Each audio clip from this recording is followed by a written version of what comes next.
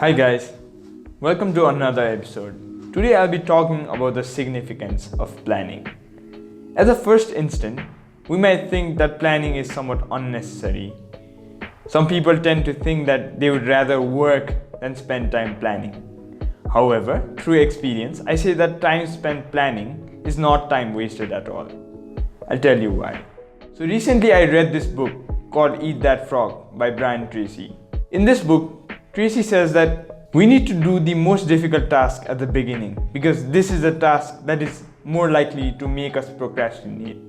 So whenever we plan, it is very important that we do the most difficult task first, because when we get this done, we get the assurance that nothing worse can happen throughout the day. Now, even as we plan, we need to be careful as to how we plan. When we keep a large time frame for our task, we'll tend to procrastinate no matter how much we deny it, because we have the thought that there's still time remaining. Hence, the first thing that we need to keep in mind while planning is that plans must be time bound, meaning we need to set deadlines for them. Also, I've experienced that whenever I plan for the entire day, it is not really fruitful because looking at all the tasks that I need to do makes me all the more anxious. Hence, I think that the best way to do it is to simply plan for 2 or 3 tasks that ahead of us. When we do this, we set a realistic goal for ourselves and we actually get things done rather than setting large plans for the day and sleeping dissatisfied at night. Another common thought that might come to our mind is that planning something ahead of doing it hinders our flexibility of working. Yes, it does in fact hinder our flexibility, but this flexibility of continually procrastinating and continually seeking pleasure by doing easy things. Hence, it is utterly necessary that you do the major task, after which you can slowly focus on the minor tasks. What happens when we do not do the major task at the beginning is that we tend to get busy by doing many things, but we are not getting productive. We have this continuous chatter in our mind that we need to get something big done. However, we try to compensate for it by doing small, insignificant activities. Even if you believe that you are someone who needs to get the easy things done first, it is highly likely that you will not get the major thing done by the end of the day. When we plan our day, surprisingly, we get this sense of satisfaction which we would not get otherwise if we didn't plan.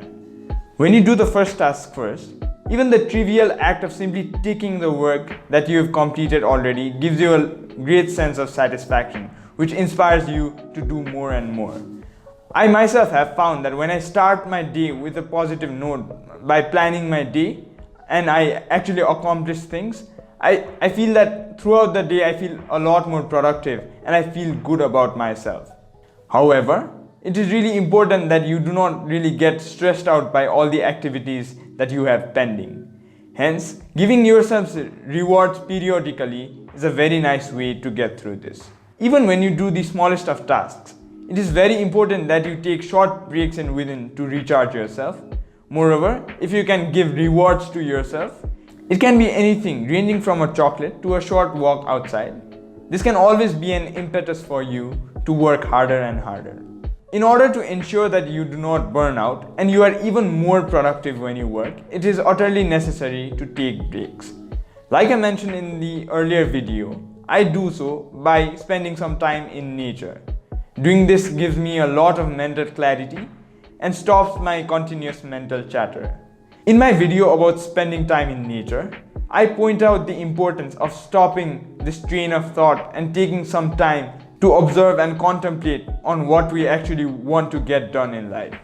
In a nutshell, our plans need to be specific, they need to be time bound, and we also need to ensure that we do not experience a burnout. Hence, we need to keep periodic breaks in between.